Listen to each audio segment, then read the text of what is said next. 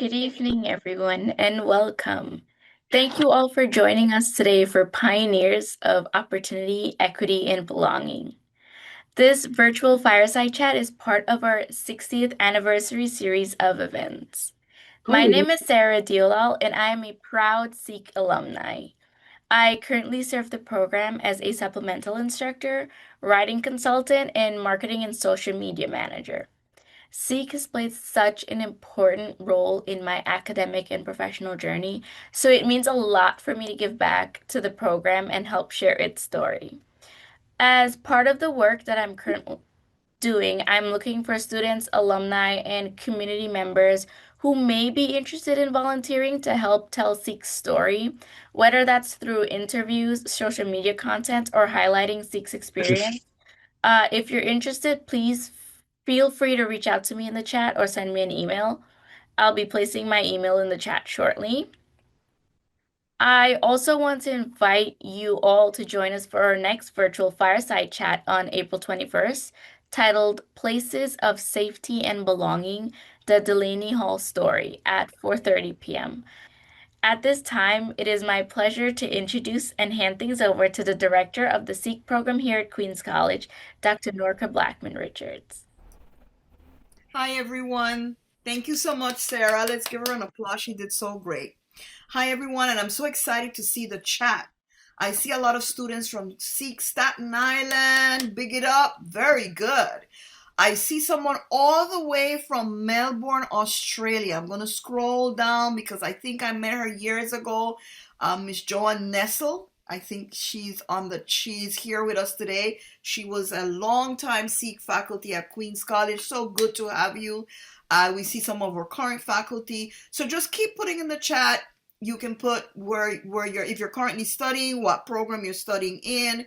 If you were a staff member or a faculty member in Sikh, tell us what years, what college it was. If you're just a friend, just say hi. If you're a current staff member, also we want to acknowledge you. But we're very excited to see everyone here. Sarah just posted the link for our next fireside chat. We're trying to have some of these virtual events because we know some of you are far away, but you would like to celebrate with us at the same time. So we're very, very excited to have all of you here today. I count the number 75 and it's going up. This is very exciting to have you here. Today we have such a very important topic to talk about. And we want to do some historical framing and some contextual framing. And for that, I'm going to bring up two of my colleagues. They're really the committee that's doing the virtual fireside chats. This could not take place without them, as you know, because there's no way one person will be able to do this. So I'm going to bring up Ms. Rajver Kaur with what is going on? I'm not seeing. Okay, I'm going to bring up Ms. Rajver Kaur, and I'm also going to bring up uh, Dr. Kano. Ms. Kaur and Dr. Kano are part of this committee for the virtual side of things. We have another committee for the other side of things. We're so excited to have them, very talented counselors. Everyone know who shout out to the counselors in the Sikh programs. Like, woo! They're like the people that do it all. Yeah, look at all those applauses. Take your flowers now, counselors. Take your flowers now. We don't want them when you're dead. We want them now. So shout out to all the counselors in all the Sikh programs. You guys do fantastic work. I don't think people understand the level of commitment that it takes to be a Sikh counselor. These are people who are not only committed to their students and to seeing that they do well, but they're committed to the mission and the ideal of what Sikh is.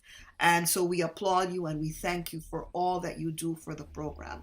So we have Dr. Kano and we have Rajver Kaur with us. I'm going to allow Rajver to share with us a little bit about the next virtual fireside chat that you do not want to miss. So make sure that Sarah post it again if you want to post it. Maybe some people just came in because the number went up. Post it again in the chat where you can sign up for the next fireside chat. So Raj, take it away. Hello, good evening, everyone, and welcome. And thank you for joining us. It's so good to see all of you. Hello, Dr. Radway. It's a pleasure to see you all. Thank you again for joining us in important conversations so we can reflect on our legacy, right? Where we came from, where we are today, and the contribution of our ancestors in building this great legacy that our children get to enjoy today. So it's an honor for me to participate in the event. And in the next event, we're going to be talking about places of belonging and safety. We often, are part of these institutions where you're like, go to this building, right? But these spaces mean something to our students, right? To our community. So we want to talk about what our space means to our students, and also historically what that means in the CUNY system wide, right? I had the pleasure of not only being a student in the program, and when you're a student in the program, you learn a lot, right? But when you're working in the program, I had the pleasure of working with some of the older counselors, Mr. Modest, Dr. Rodway, who really were able to educate me on the legacy and the history and how they were able to secure the space that we have, and also sharing that we continue to struggle with securing the spaces and maintaining what we have already accomplished, right? So the fight continues to secure what we created and to further add to what folks before us created. So join us for the next session. The link is in the chat. And we want to hear from you all also how we are creating these spaces of safety and belonging as Seek and CD throughout CUNY, SUNY. So I'm excited to see you again next time. And thank you again for taking the time to participate and also enjoy the legacy of our people. Thank you so much. Thank you so much, Chad. Raj, that was well said, well framed. Thank you so much. So I want to introduce Dr. Kano, who will be the moderator for today's program. Dr. Kano has, of course, you can imagine, a very extensive resume. I'm just going to give you a few important things for this moment. Dr. Kano has been working for CUNY for over 26 years. That alone deserves an applause, right? Over 26 years. She started working at Hostos in 1997 as a case manager. At that time, it was CUNY, the CUNY Edge program, which we also have in Queens College. And then she was named director of the CUNY Edge program in 1999. And then she worked as a director for 16 years and became the College Discovery Director, which is a sister program to the SEEK program, in 2018, and worked there for 6 years. And now we're very excited. She's working with us at Queens College. She's one of our counselors, one of the elite group of people in the SEEK programs at CUNY. She holds a bachelor's in international relations from the University of Buffalo, a master of arts from Buffalo as well, and she holds an EDD from St. John's University. Amen. Raj and I are going to move off, and we're going to allow Dr. Kano, who's going to introduce the well-suited ladies in lieu of what we know as Women's History Month, Her Story Month. They're the ones that are going to guide our journey for today. So, Dr. Kano, take it away. Thank you, Raj, and thank you, Director Black Publishers, for your inspiring words. Good evening, everyone, and welcome to this celebration of 60 years of opportunity, resilience, and transformation through the SEEK program. Today's event is titled Pioneers of Opportunity, Equity, and Belonging, How SEEK is Still Redefining Student Success. On behalf of the SEEK program at Queens College, I extend a warm and heartfelt welcome to all of you. We truly appreciate you taking time of your busy schedules to join us for this special occasion. As you heard, my name is Maria Cano, and I will serve as your moderator this evening, alongside with my colleague Rajveer Kaur. Raj, this is the first time I pronounce your entitled name. It's only Raj. You said it perfectly. Before we begin, I would like to share a few brief housekeeping rules. Please to ensure a smooth and uninterrupted program, please keep your microphones muted at all times. We also encourage you to submit any question to our panelists in the chat. We will do our best to address them during the question and answer portion. Distinguished guest, 60 years ago, a bold and transformative idea took root that talent exists everywhere, but opportunity does not always present itself equity. The SEEK program was created to bridge that gap, and for 6 decades, it has done exactly that. Tonight, we gather not only to celebrate a program, but to honor 60 years of doors opened, barriers broken, and lives transformed. Our panelists will explore these themes and more as we reflect the past and look forward to the future. We are honored to have with us today a distinguished panel of leaders and experts who will share their insights and experiences, contributing to what promises to be a rich and engaging dialogue. It is now my pleasure to introduce and read a brief bio of our first panelist, Angelia Holloway Pinnock. Angelia Holloway Pinnock is the program director of the Percy Ellis Sutton Seek Opportunity Program at Lehman College, where she leads operation and student services for nearly 900 students. She oversees counseling, academic support, financial aid, and Seek's Trio Pathway to Success program, ensuring students receive holistic guidance on their academic and career journeys. A proud Washington, D.C. native, Angelia earned a BBA in finance from Howard University and built a decade-long career in international trade, finance at the Bank of New York and J.P. Morgan Chase.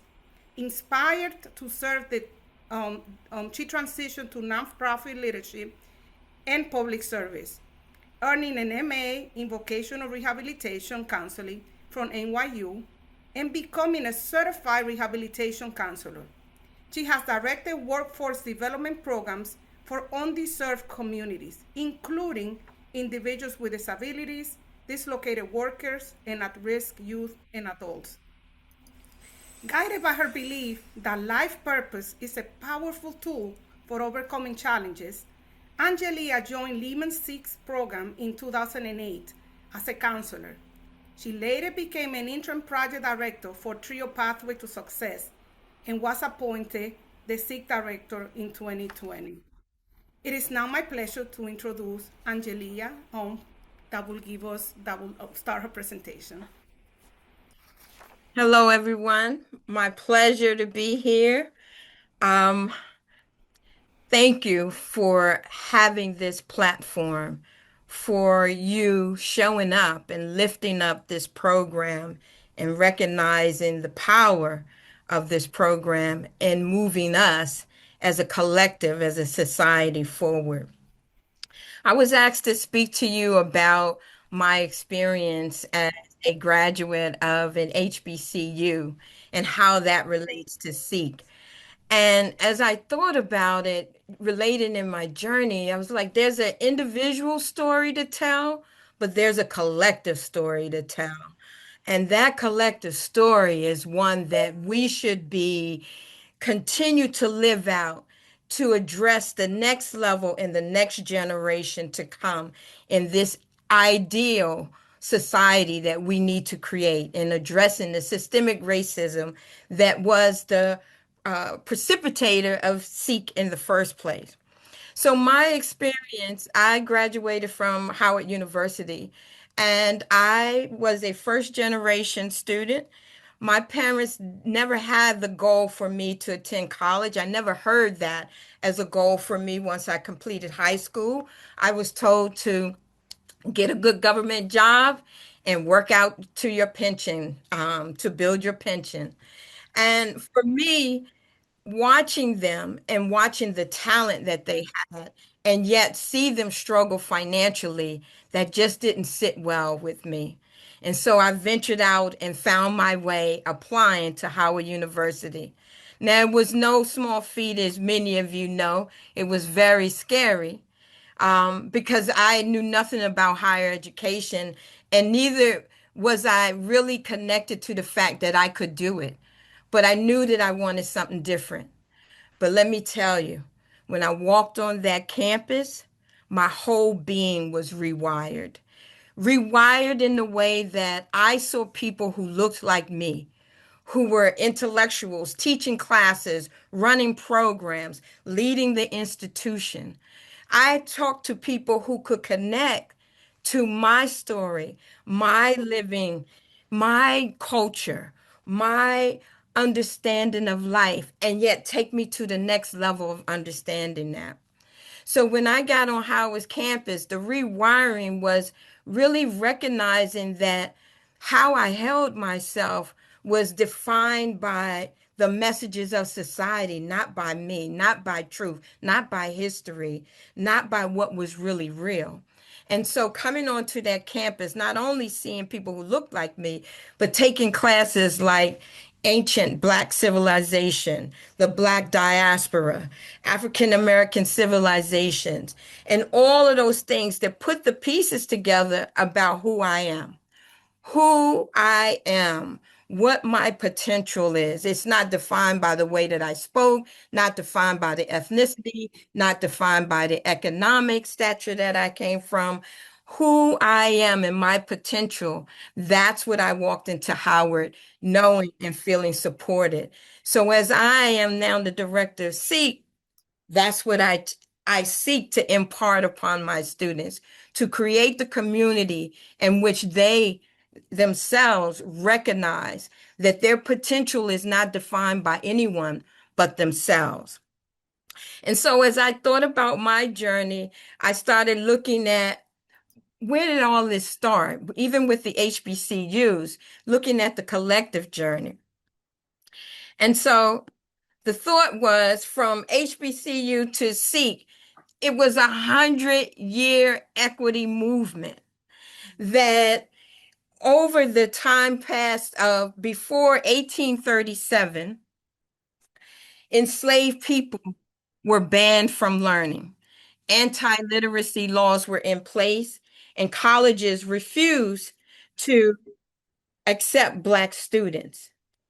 And over that period of time, they were prohibited from reading and writing because it was known that reading and writing and critical thinking, that these enslaved people would challenge the institution of slavery. They knew the power of education. And so during that time, many people lost their lives to learn, to read.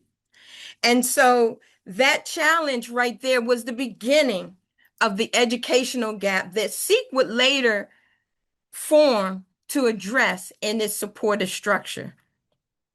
So when I look at the first historical Black college, which was created or established in 1837, and that was Cheney University in Pennsylvania, that period of time, the idea of giving access and opportunity or empowerment to students was opened in a separate institution. So it wasn't that we were entering into the institutions within the country. We created our own to address this issue of equity. And so as the Civil War happened, as the Freedmen's Bureau was founded, institutions, higher historically Black colleges were formed to expand access to former enslaved people. And I apologize for my stuttering because I have a cold and I'm trying to stop myself from coughing at the same time. So after the Civil War from 1865 to 1877, it didn't give our people an automatic access to opportunity. They needed education in order to access opportunity, in order to make a way for themselves and their families and the generations to come. And so the HBCUs began to address that call, and hence millions of students came and became professionally trained as teachers, as lawyers, as professionals and politicians and as accountants in all lines of industry, they began to occupy and began to have a seat at the table to help move this agenda forward. Just like HBCUs, Seek creates an opportunity. It creates the opportunity, but they added diversity, inclusion, and equity to that equation. Because in HBCUs, they were separate institution, which means they didn't have funding as the other institutions. And so there were challenges in providing the opportunity for students. What Seek has done is taken that ideal and up leveled it by creating opportunities for students to not only access college, but to provide the supportive network for them to succeed. So just as I was in HBCU entering into this community that supported me, that gave me another perspective about who I am as a scholar, as a professional, so as Seek, creating this community in which students who are talented and motivated are reminded that your potential is not defined by a score or admissions criteria. Your potential and your talent is defined by you. And we will put all of the added pieces to make sure that you achieve that goal. So, succeeding college discovery, SEEK came into established in 1965 at City College, and it was formally established in 1966 as the first opportunity program in the nation. And that's a big deal. That's one that we often don't talk about. The first opportunity program in the nation. That means that all across this country, EOP and HEOP and public and private institutions modeled after this model. And so that gives you an idea of the enormity of the vision of our founders. To know that 100 years ago, we created a HBCU to give access and equity and opportunity. It took us 100 years of working systemic racism, of violence that we were subjected to, of disenfranchisement that we were subjected to, of not having a voice. It took 100 years to get us to this place, this next level, this up level of systemic racism, which Seek addresses by providing an opportunity for young people to then step into their potential and begin to move the socioeconomic dynamics of their family. So we know generationally what this has done. As a graduate of a HBCU, every generation behind me went to college.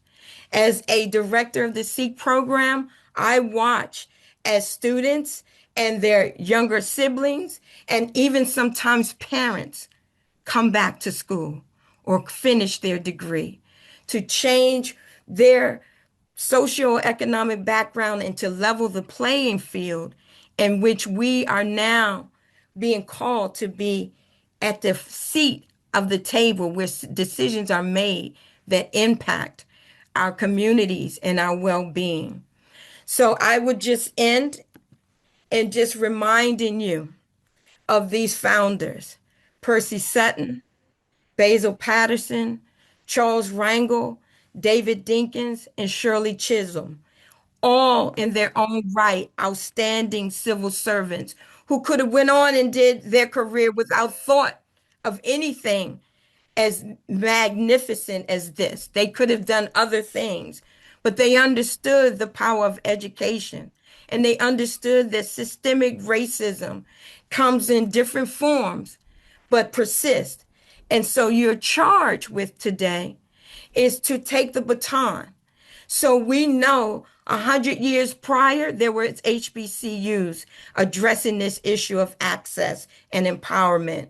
100 years later, 1965, there is SEEK addressing the issue of racism and systemic racism through opportunity, equity, diversity, and inclusion. And now you're charged because these things still exist, but they come in different forms. You're charged to up level, to take on this, not with an old program and an old software, because this system exists in many forms. Japanese internment camps are now uh, Homeland Security, DEI detention camps, right?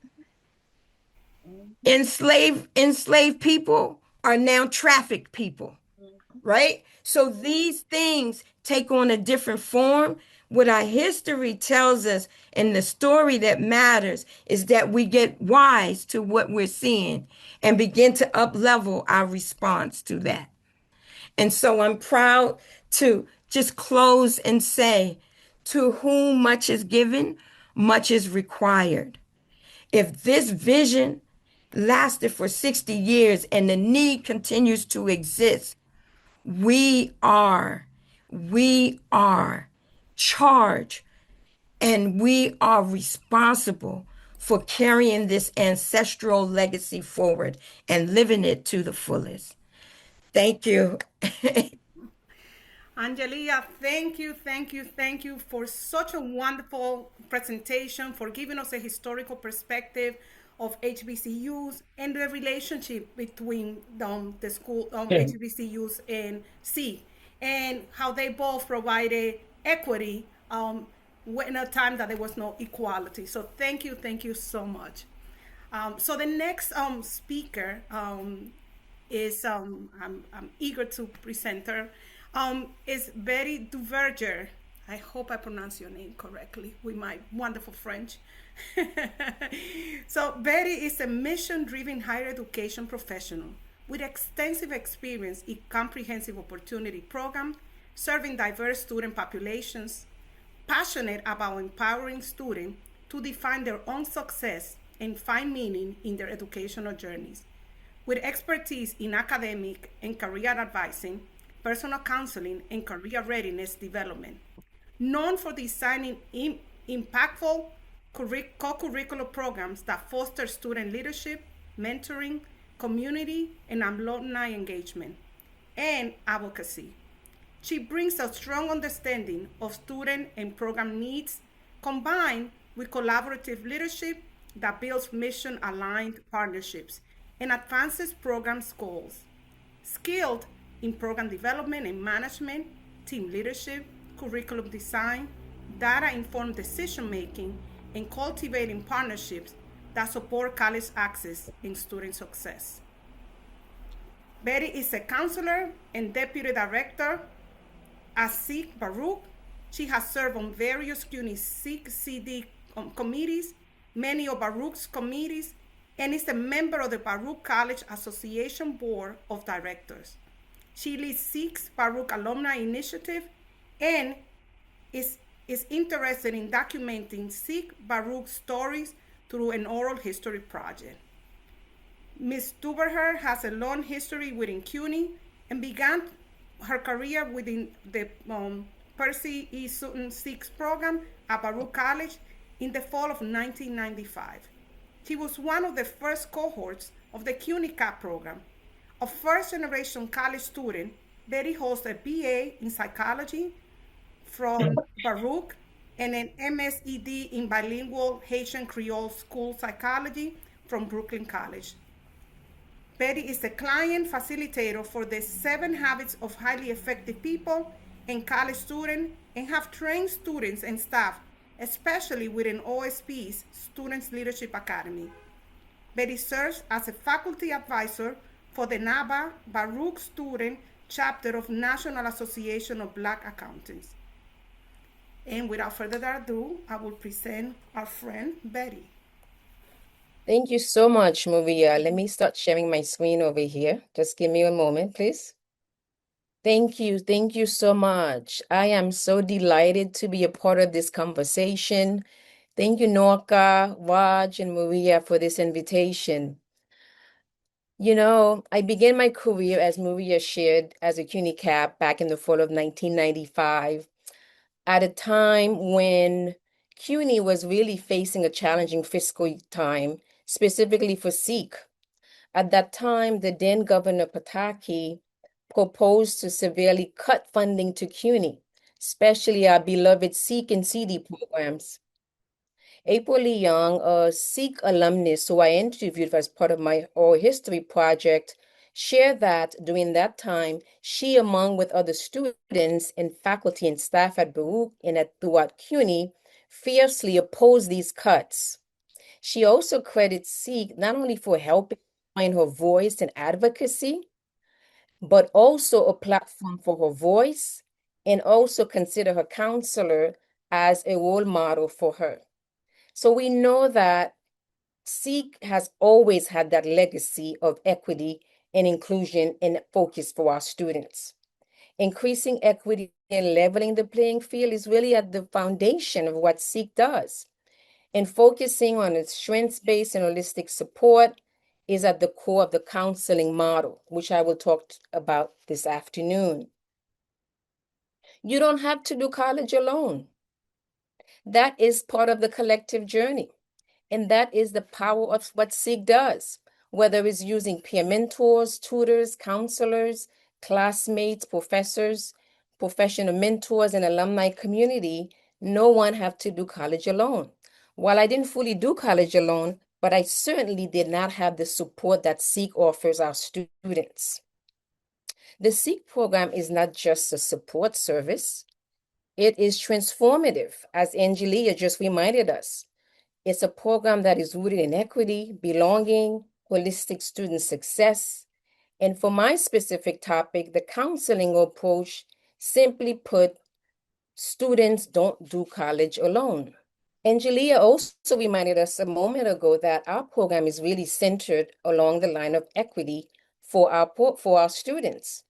Equity as the foundation of SEEK is that legacy of social, educational, and racial justice that Angelia just mentioned, recognizing that students do not start from the same place, and therefore they need different levels of support to succeed. SEEK doesn't just treat all the students the same. The students, we meet them where they are, and we also challenge them through tailored advising, financial support, as we know, personal guidance. SEEK actively works to close that opportunity gap that we just learned about, right?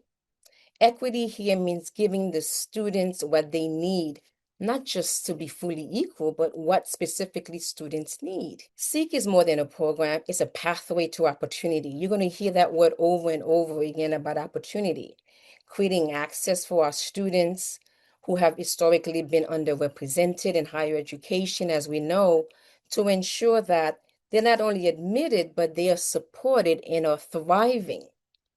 And their counseling model does that by providing academic guidance for our students, career exploration, leadership, and growth opportunity for our students.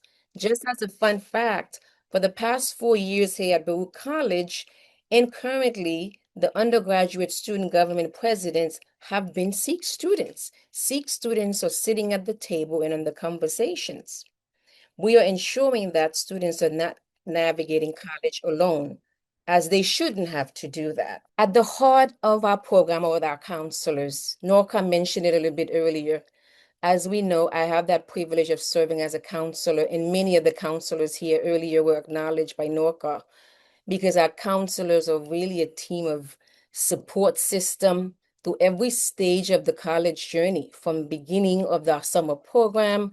They're paired with this dedicated person who is really a consistent guide from their very first semester, as we know, through graduation.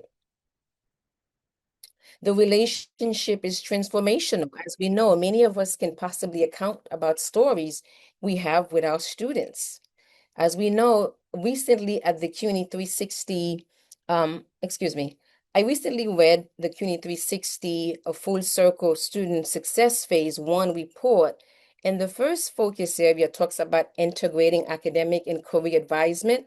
We already do that here at SEEK, which is really a pivotal component of our SEEK counseling approach. I'm excited to see what's next, but I also know that we at SEEK have already integrated academic advising in career counseling. Counselors help the students not only in terms of academics, but creating that sense of belonging. One of the most powerful aspects of SEEK is really creating that space of belonging, creating opportunities for students to spend time together. For many students, including first generation college students, college can be isolating, as it was for me, and many of us can mainly agree with that. But again, SEEK provide that opportunity for students to feel like they belong. They are seen, they are heard, and they are valued. SEEK recognizes that our students' success is not only academic, it's a human approach. That's the reason we focus on providing holistic and whole student wellness program for our students, ensuring they are emotionally ready and capable and be able to do well and thrive in college as they go through life transitions, personal challenges, or perhaps emotional issues they may have at home or relationship concerns they have. This specific approach ensures that students are being served and also normalizing help-seeking behavior, which, particularly with our population, not always seek the help because it's seen as a taboo sometimes for some of our communities.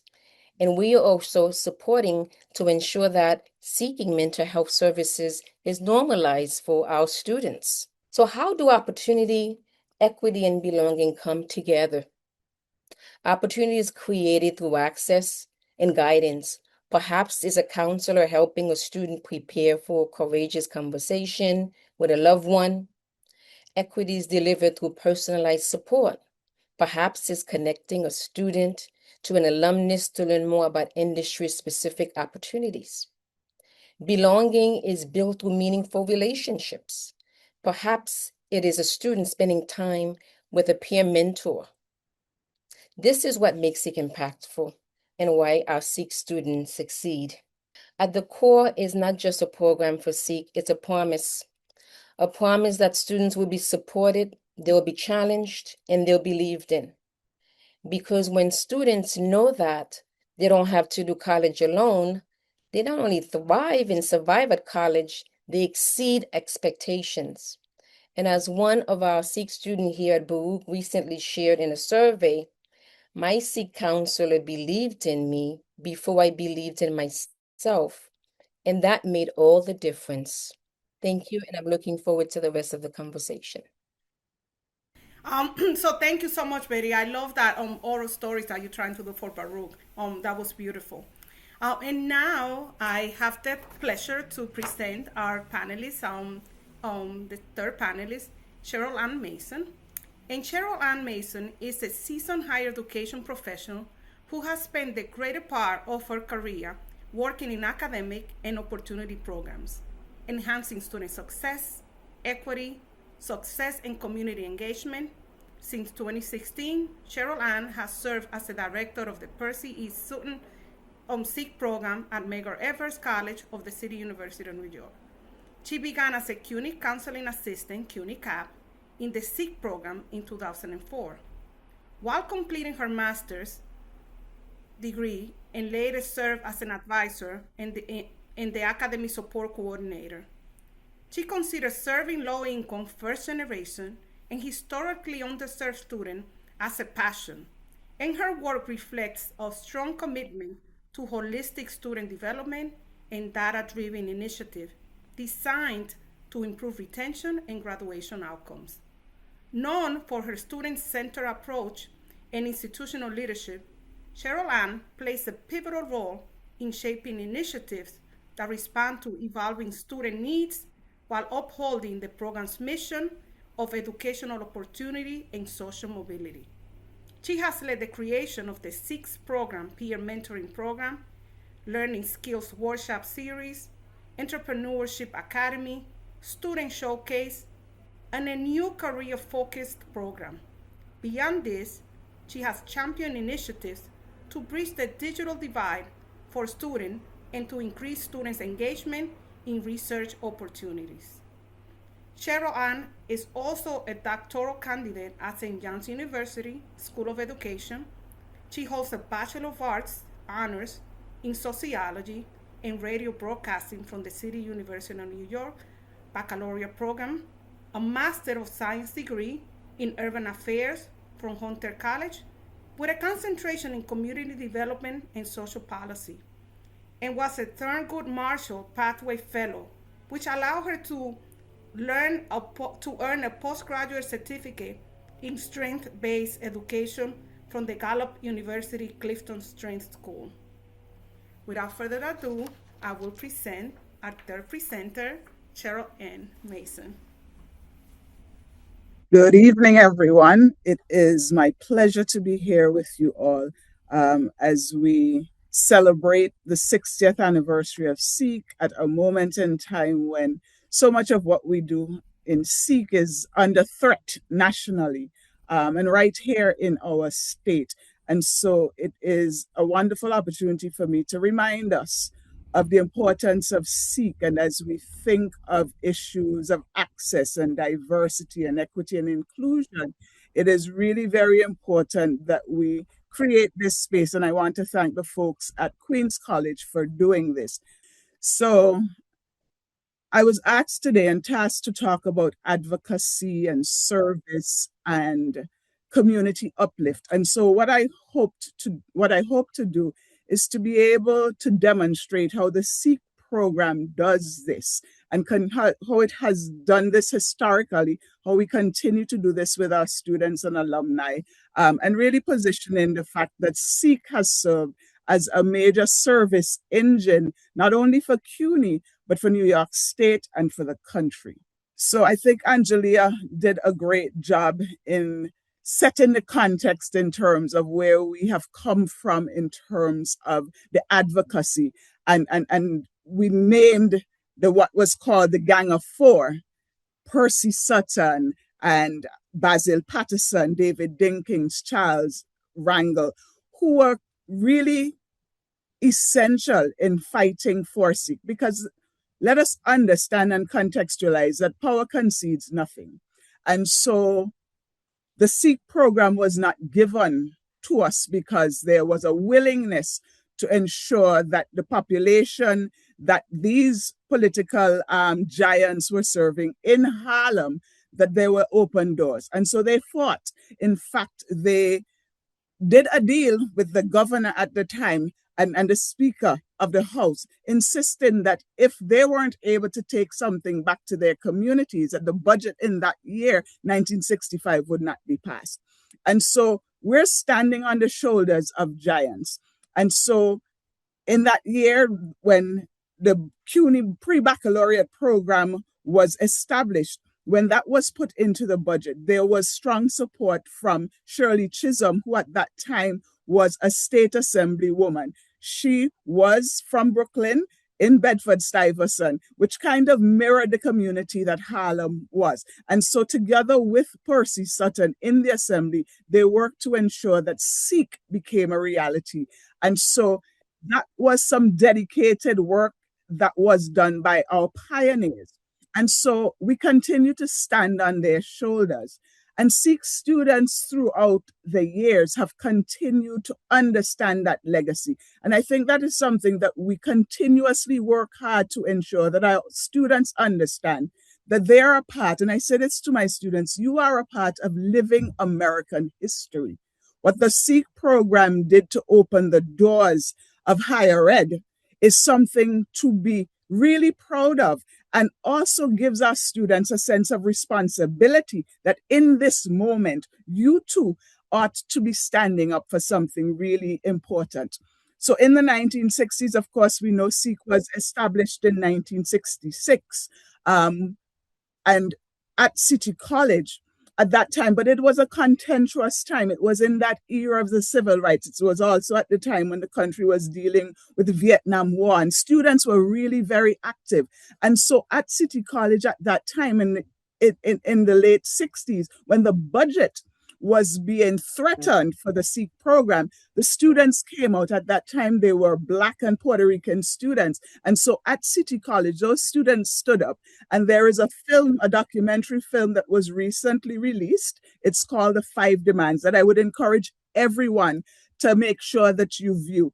It chronicles that period of time and the advocacy of students who fought and made these demands to ensure, one of which was that the Sikh program would continue to be funded and so that the doors could continue to be opened at City College in New York.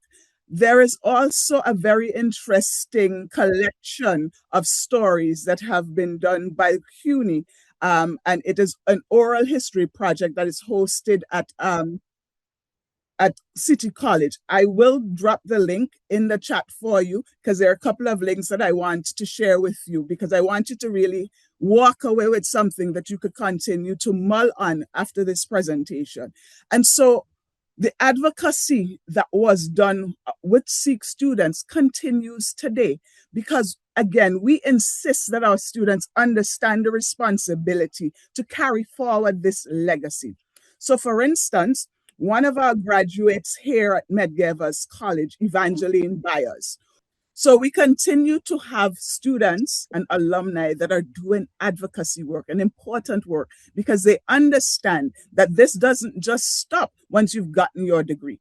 Because for us, your education must be more about just that piece of paper that you get at the end of this journey, but it must be about continuing the fight for justice wherever there are injustices. So in the case of Evangeline, who lives in Bedford-Stuyvesant, she is at the forefront of leading a fight, particularly that affects the elderly in Bedford-Stuyvesant who are losing their homes to predators who are taking deeds, all right? And so she is on the ground with these folks when these predators, and I'm going to call it what it is, when these predators are purchasing deeds through means that are illegal. It is now illegal. It is now a crime in New York City. And so she is doing that work because when she was a student at Medgar, she was our student government president. And that's something I think it was Betty talked about, that several of our students, understanding the need for advocacy, get very involved in on-campus activities. And so she has continued this trajectory and is doing this very important work. And then I want to point to one of our current students, who is Kimali Reed. Kimali is the vice president of our Crystal Queer Club. And in understanding the power that she has as one person, took on the fight to ensure that at Medgar College that we fully embrace this inclusion and diversity. And so recognizing that there was an issue with gender neutral bathrooms, Kim started a petition. And that petition garnered support and led to the college ensuring that they assigned more gender neutral bathrooms at the college. And it may seem like a small thing, but it is a very important victory because as we think of inclusion, we must put ourselves in the shoes of those who are feeling excluded. And so when our students experience this, we want to support students in ensuring that we create the conditions that make them feel that they belong. And so we were very happy that this fight led to Kimali winning this victory. And there's an image of Kimali, and I believe Kimali is in the audience today. So I just want to, let's give some hearts or whatever we do in the chat for Kimali, because it is very important for our students to understand the power of one and the power of their voice, and helping them to understand that they can definitely be the change that they want to see. And so the next piece that I was asked to talk about is service. And I wanted to do this in the historical context to show that SEEK has served as a service engine for the university.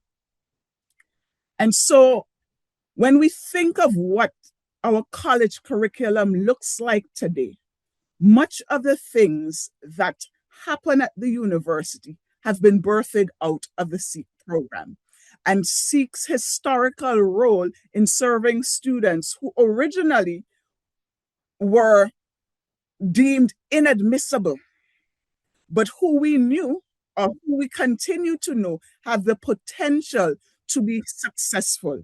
And so in the 1960s, in 1967, Mina Shogasi, who was an English instructor, recognizing the need for certain basic instruction, working with the SEEK program, wrote this book, Errors and Expectations. And this became a seminal piece of literature that helped to define basic writing instruction throughout the university. So those things that we have come to know as our general education, composition courses, and basic writing, those things came out of the SEEK program. And so in that way, SEEK has served the university well. Betty has also just talked about counseling. And I wanted to test AI. And so I did a quick AI search about CUNY's history of counseling at the university. And lo and behold, I knew this, but I wanted to make sure that, AI was able to pick it up as well.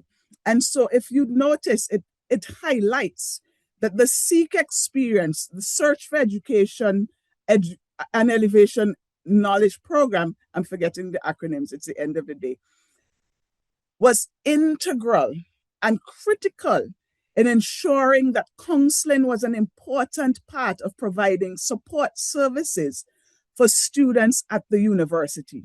And so what we see now, what has emerged as mental health and counseling centers, those practices began in the SEEK program. And for that, we have to understand and thank the SEEK program for serving as a service engine for the university. And so let us not ever forget where these things originate and where they begin. And then moving on, when we think of service in terms of the SEEK model, when we think of SEEK, I apparently have coined a term that SEEK is the OG of opportunity programs. All right. And so when we think of HEOP in the private institutions and EOP at CUNY, and even the newer academic support program, ASAP, those models, they are all based on the original SEEK blueprint. And so I think it is important for us to understand and never forget where this all began. So SEEK has really served as an amazing service engine for the university, first of all, but also for the state and for the country. Because some of what we term now as national models, let us not forget our history. And this is why in this moment, the 60th anniversary, it is important to remind folks where it all began.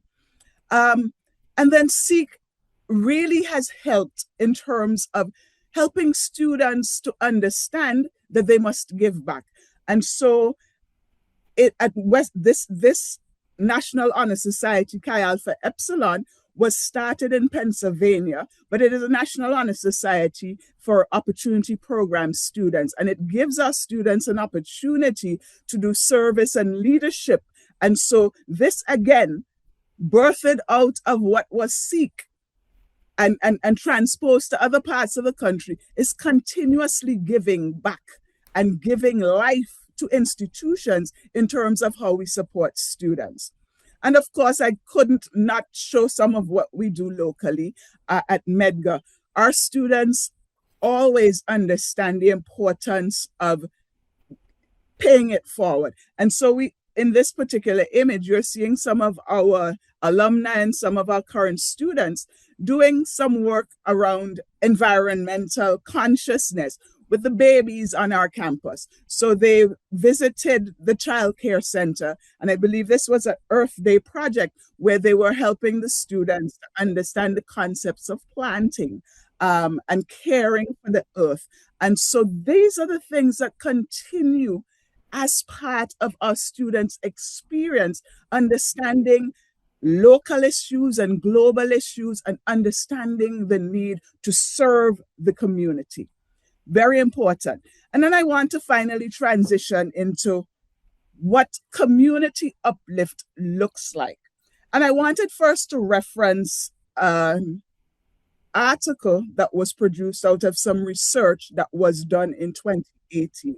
And this was done by some economists. And it essentially says, and the title is College System Pushes Many Graduates into the Middle Class. A 50-year-old program, of course, now we're 60, in New York City proves to be an engine of social mobility, the economist said. And I just want to read really quickly the last paragraph. It says, the results are interesting because the SEEK program, which stands for Search for Education, Elevation, and Knowledge, has been around for more than 50 years and was an early attempt to give CUNY to give low-income students a boost. Today, CUNY invests more resources in newer and sometimes more expensive programs to help struggling low-income students. However, this research, right, shows that old ideas still work. And I really wanted to reference that because what the research talked about was the advantage that SEEK students get from going through our program. So giving them access, this is a quote just above, give them access to the SEEK program is giving them $4,000 a year, said Friedman, who was the lead researcher.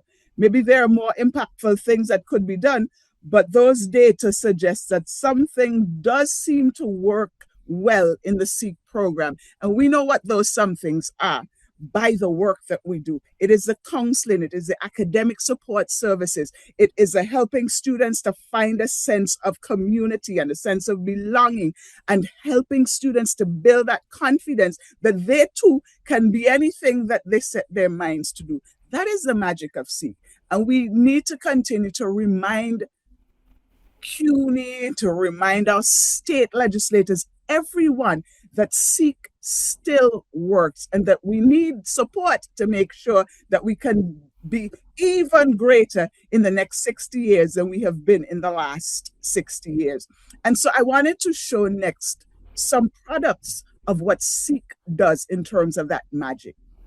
So here are two sisters who attended Medgar College, started college, had some challenges, some personal issues, some personal academic struggles. But today, these students, these two sisters, are professionals. One with a jurisprudence, a doctorate, and Grishana Clement is the name. And because you are in Queens, I wanted to highlight her because she is now the assistant district attorney in the Queens District Attorney's Office, a SEEK graduate from Medgar College. Her sister is a pharmacist. These are real stories of what transformation looks like in the SEEK program. And then I wanted to highlight this student. Her name is Nadisha Hall. Nadisha was a student that came to us with a GED, graduated in 4 years. She is now ending up her master's program in nursing at Columbia University. So she has gone from a GED program through the SEEK program at Medgar College to Columbia University. And I noticed that one of my other alumni who just got accepted to the same program at Columbia University joined the chat, Debbie, and I saw that she put that in the chat. When we talk about giving back and opening doors, our students understand that when you get a foot in the door, you keep that foot in that open position so others can come behind you. And so as a result of Nadisha getting into this program, she made sure that one of her classmates coming behind her, Debbie Ann Byfield, is now also accepted into that program, both with scholarships to Columbia University. And this is what SEEK continues to do. This is what advocacy continues to look like, and what the legacy and carrying on the legacy looks like for SEEK. And then I just want to end, because I always like to showcase our students. I told you about Evangeline. But our graduates are doing amazing things in multiple spheres, whether in government, in health care, in education, or business. They are doing their thing. And they understand that their experience in Sikh has qualified them to be exceptional leaders in any sphere that they go into. And so I just wanted to shout out the person that I'm in that picture with. She is currently the chief of staff for the State Speaker, New York State Speaker Carl Hastie. These are spaces that our Sikh students are in, and they understand that there is power in having access, there is power in giving back, and there is power in leadership in whatever sphere you are in. And this is what, my friends, I want to share and end with you. Sikh really works. We must continue to guard it, continue to protect it, continue to advocate for it, because without it, too many people will not have opportunities to become their truest selves. And at a time when so much of what has been fought for is being rolled back, we have to stand resolutely and ensure that we are fighting for those things that matter. And I dare say, and end with this, that Sikh matters. Thank you. Wow. Thank you so much, Sherry Ann, for such a powerful presentation. I learned so much about agency, advocacy, and community uplift because of your presentation. Thank you.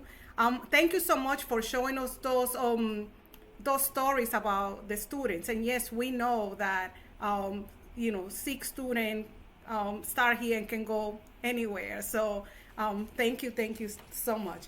I just wanted to say that please feel free to start putting questions on the chat for every the speakers or particular speakers. So start putting your questions, or at the end in question and answer, you can unmute yourself. So I have the honor to bring our last speaker, who did so much at Queens College in so many different capacities. So thank you. I guess you were an octopus. But Alisa Ashra was involved with the Sikh program for 6 years. During those years, she worked as a Sikh tutor, supplemental instructor, and professor in philosophy and English literature. She graduated from Queens College in 2019. She holds a master's degree from Cambridge University and a master's degree from Columbia University. She's also a PhD candidate in philosophy from the University of St. Andrews. That's in Scotland. That's right. In Scotland, where she is right now, by the way, joining us from Scotland. Without further ado, I want to introduce you to Alisa. Hi, everyone. First of all, I would like to thank Seek and the organizers and Professor Blackman Richards for giving me the honor of inviting me to give this talk, and also the honor of sharing the space with these distinguished panelists. I'm just in awe of them completely, and their experience with Seek is, far more vast and impressive than mine. But what I can do today is share with you the way that I was involved in Seek from an academic perspective, and talk about maybe less of a historical perspective on this topic, but more so what day-to-day experience in Seek looks like from a student perspective, from a faculty perspective, and how Seek promotes academic success for its students and constantly strives to do so. And I was thinking how it's been such a long time now that I've been involved with Seek, because I started in 2016 as a tutor for Seek. And I can't believe it's been 10 years now that I've had this relationship with this wonderful program. So I feel very honored. And so let me share my screen with you.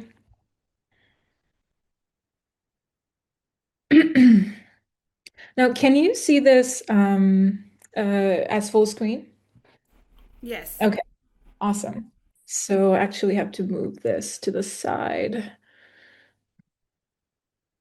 All right. So today I'll be talking about the role of academic support in student success in SEEK. And I'll be talking from my perspective as a former tutor and supplemental instructor and later professor in philosophy for the SEEK program.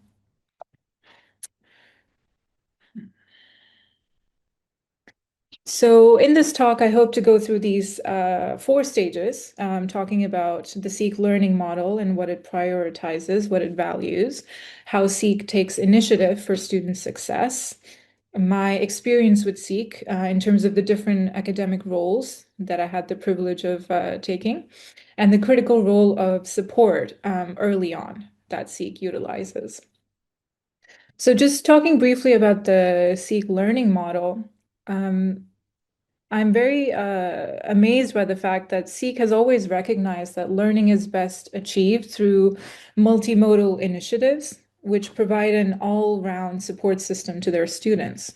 So, SEEK recognizes that students can be helped the best and supported the best if they are supported through different avenues and different means. And that's where we've talked a bit about counseling and tutoring and these different roads that help the students become the best version of themselves and experience that support.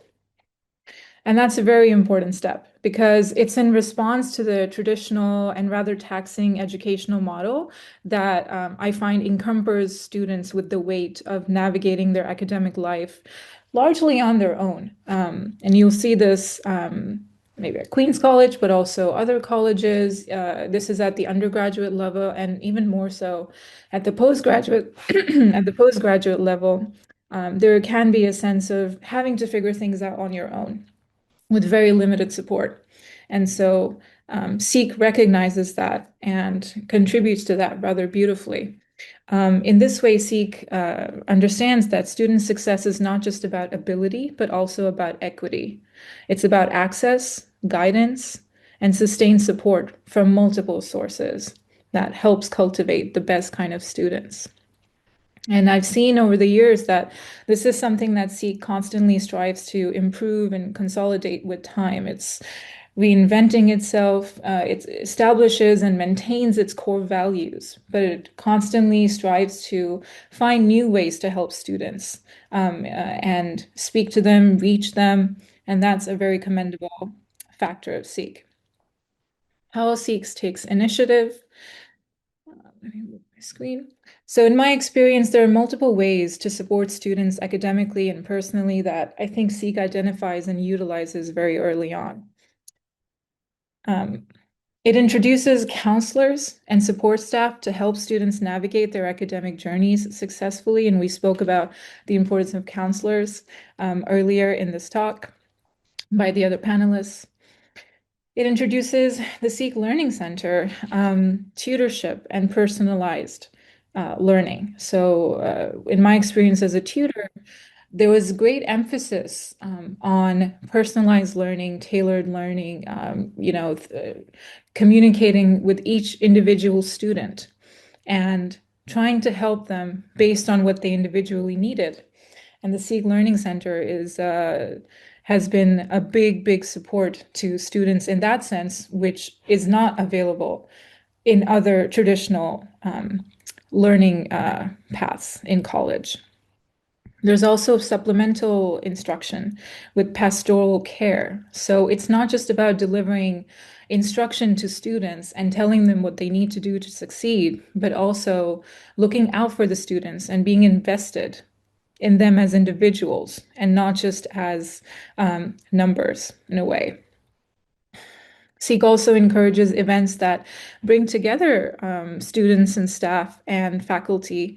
While I was at Seek, there were events such as breaking bread with each other, in which everybody got together and shared their experiences and just got to know each other instead of there being a divide, which you see in some places, academic institutions, between the students and the faculty and the staff. So there was a huge camaraderie at Seek. There was a festival of cultures where we all came together and shared the individuality and the beauty of all our cultures.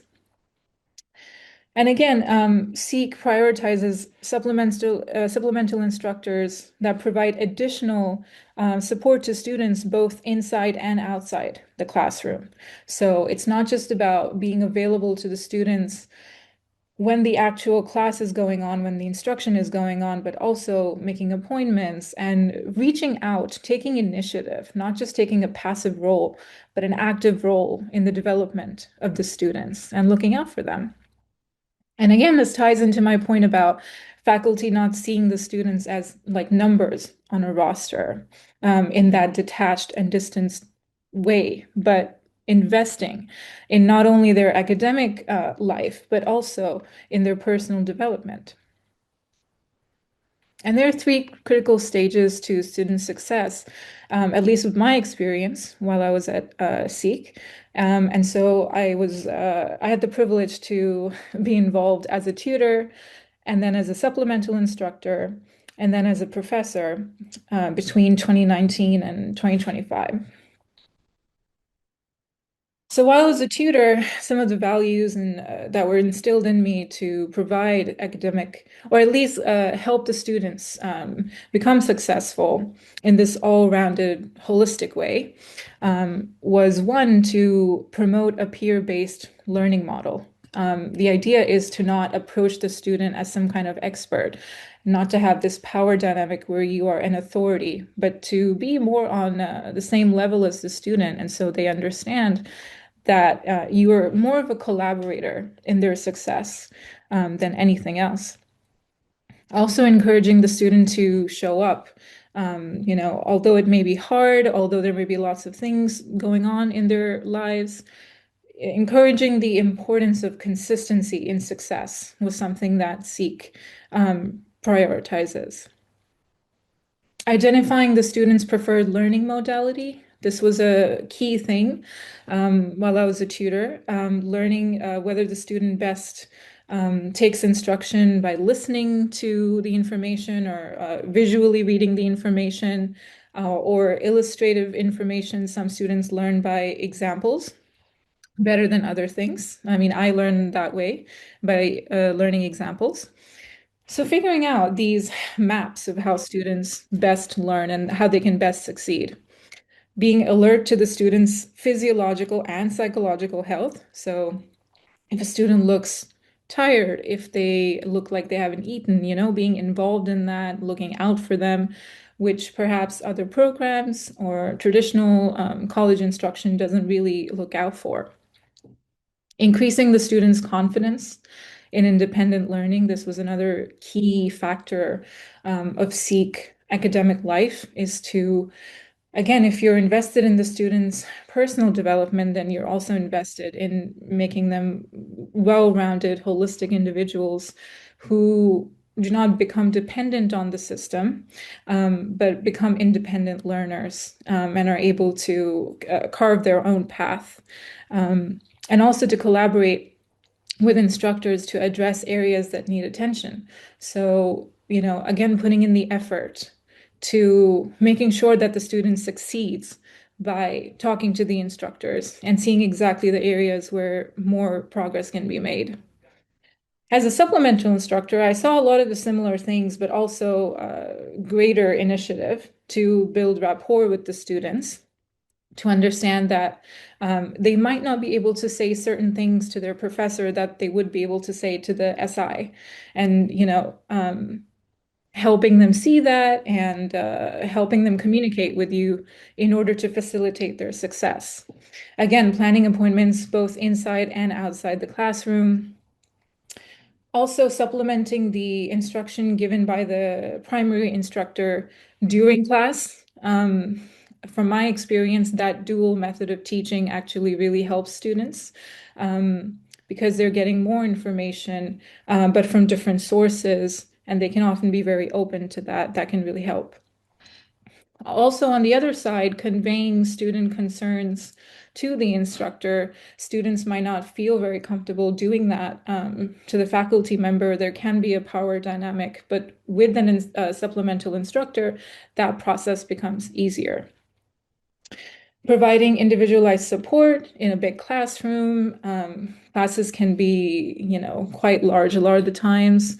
30 plus students, it's hard for the faculty member to keep an eye on everybody or get to know everyone individually. And the supplemental instructor can be a really great asset in that sense, in getting to know the students more closely. Of course, helping them to prepare for exams and essays as well can be very helpful. And then as a professor, when I was in that role, I still maintained a lot of these key factors, but with some additional things as well. So again, building rapport with students, but still keeping in mind that these students are not numbers. Even though you're in a position now of faculty, you should still maintain that respect of the student's individuality so that they can feel connected to you. And I remember when I was first observed for my teaching, the observer very kindly told me that one of the things that is really good is to connect with students is to call them by their names when you discuss things with them. And this is something that I've not seen at other institutions. Professors often don't take the time to do that, but the fact that this was emphasized at SEEK, I thought was really beautiful to get to know students individually. That increases their confidence. Encouraging students to attend office hours, of course, provide academic and pastoral care, looking out for the students, collaborating with counselors and tutors about what the students need. Again, this is additional work for a faculty member, but that's exactly why it is so helpful for the students, is because these extra steps really help facilitate students' success in these multimodal ways. Also using scaffolding in teaching. So, for example, whether I was teaching philosophy or English literature, scaffolding is a wonderful way that SEEK promoted to facilitate student success. So the idea is that you tailor instructions or the academic assignment to the student at hand based on their individual needs, and eventually remove that assistance as the student becomes more and more competent in that area and more confident in that area. And again, scaffolding is something that is difficult because, for example, in English, it means that you provide more drafts to the students so that they can write a good essay. It's more work for the instructor, but it is so, so helpful for students to succeed. And again, I don't see this in other institutions, in other programs, but it's very critical to student confidence and student success. And of course, promoting equity by understanding what individual students might need and being sensitive to certain cultural and economic pressures that the students come in with. And being alert to that can also help with student success, because if you, again, see students as a number, you cancel out those things, then students are less likely to succeed because you don't understand where they're coming from. Why this educational model is critical early on, there are several reasons for that SEEK addresses. It alleviates student burden and a sense of isolation that a lot of students can feel and often do feel, and in part of the traditional college experience. It provides a sense of community, again, keeping an eye out, being cognizant of whether the student is eating or sleeping well, whether they're doing well mentally, emotionally. It's a sense of community. It's kind of a family, you can say, rather than a detached institution. It promotes independent learning through all-round support. Again, it builds confidence. It maximizes student success by recognizing individual needs. It promotes both professional and personal development at the individual level. And I think these are also skills that are not just important for college and just that level, but also necessary for future success, whether you'll be going on to join the workforce or whether you'll be continuing to a postgraduate degree. These are all things that can help you in that journey to become a more self-actualized person. And then lastly, I wanted to talk about what this means for SEEK students and how they benefit from the SEEK initiative.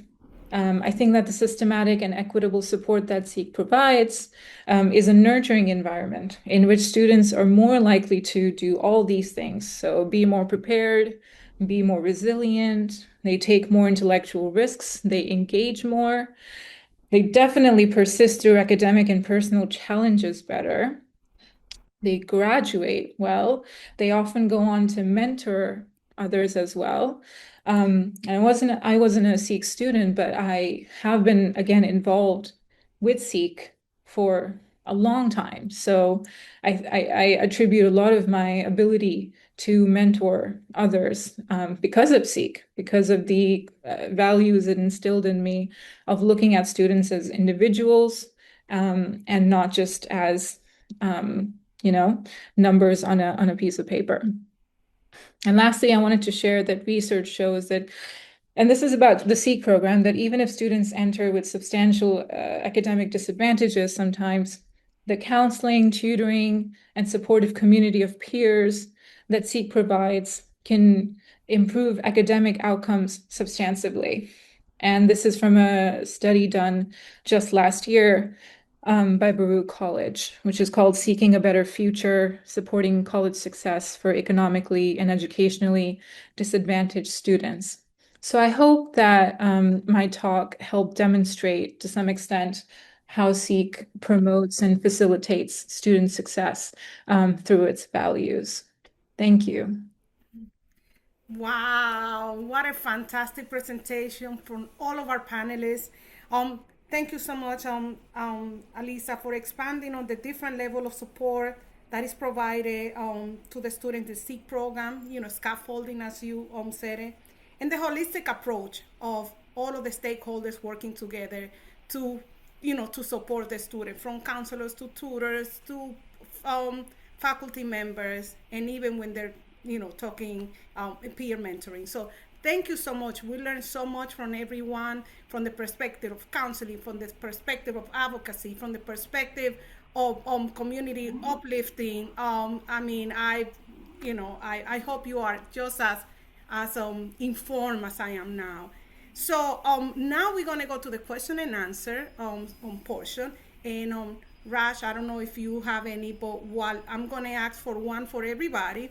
And one of the questions that I have, and feel free to, say your part. So what is one thing institutions should learn from the SEEK model about supporting students early? If I could take a stab at it, I think it's really important to create a culture of care. So whatever that looks like, it means that you're creating an environment where everybody in the space that engages with students understands that that student that is sitting or standing in front of you is someone that is worth respect, first of all, and deserving of attention, full attention, and not seeing that student as, in our case in CUNY, an employee, but as a real person with multiple layers to that individual. So a person who has an academic or scholar identity, a person who comes potentially with multiple layers of social or psychosocial types of issues, and understanding that taking the time out to understand that student, that person, sets the stage to be able to care for that person. And so I know one of the things that I might have been probably been guilty of in some instances, and if I were at another institution, of spending too much time with a student. But for me, it is important for me to know that person who is in front of me so that I can begin to think of how do we really support this individual, and not just that OSEEK provides financial support and you go run down the list of things, but what does that look like for the person that's sitting in front of you? So I think if institutions were to take the time to understand the students that we serve and serve that individual, and not necessarily, and as important as the numbers are, because of course we are concerned about enrollment numbers and so on, but understanding that this is a person that is entrusting their future in you and hoping that you are going to be able to help to support them to get to the next phase of their journey. And so I think if institutions were to adopt what we think is quite natural in SEEK, that institutions will do well in serving its students. Thank you. I just Thank you wanted for to that. add Mhm. that I think the idea of equity and looking at is piggybacking on what Cheryl Ann said, the idea of equity and seeing people for who they are and what they're bringing to the table and what even conditions they are coming to the table with. We don't separate ourselves when we come to school. And I think the institution has a duty to begin to help staff and faculty to identify their unconscious biases, like really bringing what it means to see a student from a lens of equity. I was in a meeting and students were being given money to pay tuition, and but the money had to go directly to the student, and the question was, why wouldn't they pay their tuition if they have the bill, da, da, da. And like equity lens would say, because there's an immediate need that's happening that has to be addressed, that the student is making a choice that is of urgency for them. But to not see that, then you make decisions, or you have programming that you have these expectations as to how a student is supposed to respond. And there's a lens that we need to really see people. I see you, I am here, kind of thing. So I would like for there to be more training around this, more practices, and more open conversations among faculty and staff about that, because people shouldn't feel guilty about not knowing or having the awareness. But we can't deny that even though that's not your intention, it doesn't mean there is no harm. Anybody else want to expand on that? I just added very briefly on the chat in terms of what already been seen about said about the lens of equity. It's also the lens of strengths that our students bring to the table as a result of their experiences, and also the strengths that we bring to the table in terms of a program with 60 years of history. That is an incredible, incredible asset in terms of our contribution. And I've learned so much just by sitting in this panel, from the historical perspective, particularly what Angelia and Cheryl Land shared, that we need to tap into that, not only asking the institution, but for ourselves to be able to do that in terms of marketing in ourselves visibly and not being shy about it. I think that's something we need to think about. How do we have visibility and be shy about our successes? Thank you. Thank you. I'm going to ask one more question, and then I'm going to give it to Raj so she can tell me some of the question in the chat. But one of the question is, there's three administrators here, directors of SEEK program. So how does SEEK, what are the challenges and or benefits of working for a program that has been around for 60 years? What has been some of the pushback, what does that look like on your end?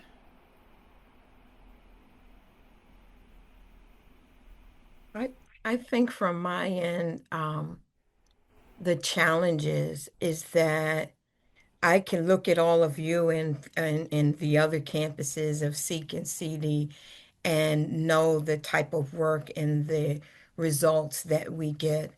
And I remain baffled as to why the institution doesn't see this as an expanded opportunity to reach more New Yorkers.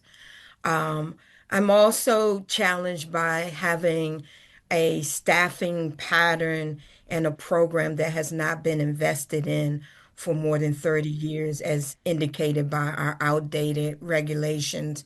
And to know that I have a staff that are passionate and committed, and yet what is required and what they accomplish is not even considered in investing and looking at our staffing patterns to make sure that they're realistic for the demands that we have. Um, I am challenged because every time I see those ancestors, I know I'm charged with something and I will not let them down. I will not let that 100+ years of violence and sacrifice and everything that they did to commit to me to be in that space. I'm not letting them down. And so for me, that's the challenge of this program, is that there's so much beauty that is not seen. And yet the grandmother of opportunities program is left at the window and she's still imparting wisdom, but ain't nobody taking care of her like they should, except for us and our students and our allies. So I won't say nobody, but you know what I mean. Thank you. Thank you so much. Sure. There isn't very much more that I can add to what Angelia said, except to say that I think because oftentimes what feels like being left on the margins, especially when you know the work that goes into working with students, that we work with the population, students with such immense promise, and them sometimes feeling as though, why not us, right? And what I'm going to say could be controversial, and I'm a woman of faith, so I'm going to pray it doesn't get me in trouble. But if it does, John Lewis said every now and again we need to get into some good trouble. And so when I think of our Sikh students who may travel on the trains, right? CUNY students, not seeing themselves represented, but you can see students in programs that have been modeled from our program.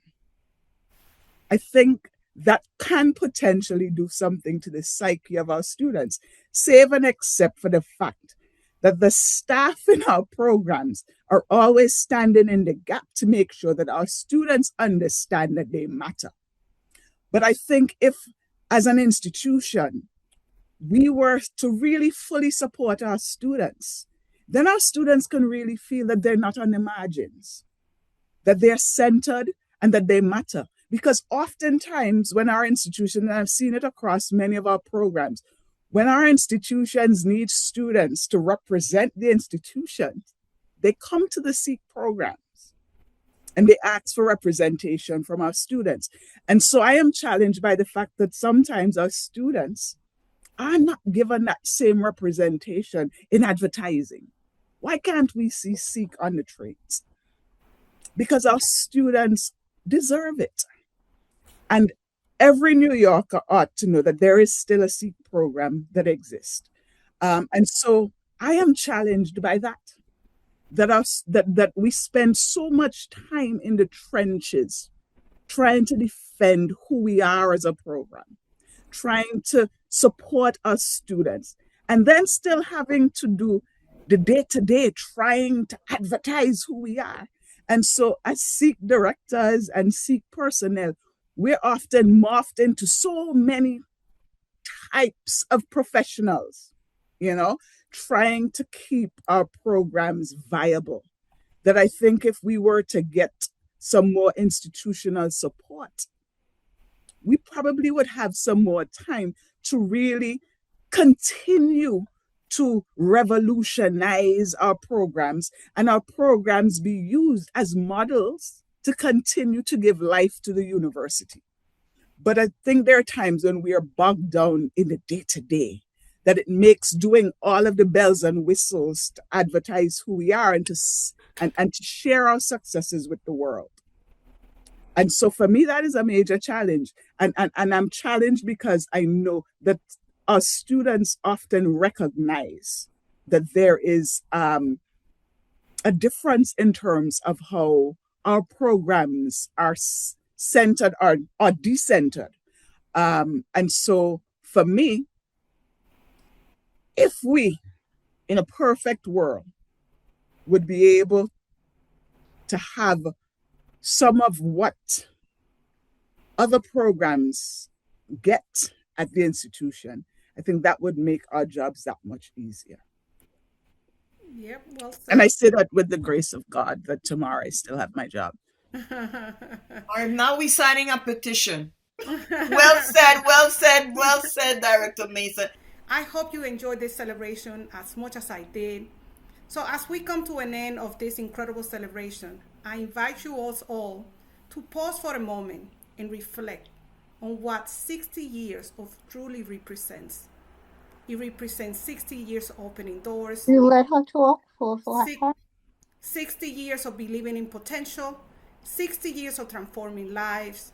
Tonight, we honor the history, but the truth is that SIC is just not a story of the past. It is a living legacy. And I think a lot of us said it, the panelists. It's a living legacy that continues every day in classrooms, advising offices, tutoring sessions, late night study groups, and in the quiet moments when a student realizes, I belong. But perhaps the most beautiful part of this story is that it's still being written. And we saw it with the examples that we got from Sherry Ann, and we can go on, and every college will give us incredible examples. We can give you, a few also. We have them in when you do the check-in of the incredible people that have come out of the Queens College SIG program. So thank you to the faculty, staff, alumni, students, families, and supporters who have made this legacy possible. Cheers to 60 years and to the generations still to come. Good night. And I thank you for celebrating with us. Thank you so much for being here.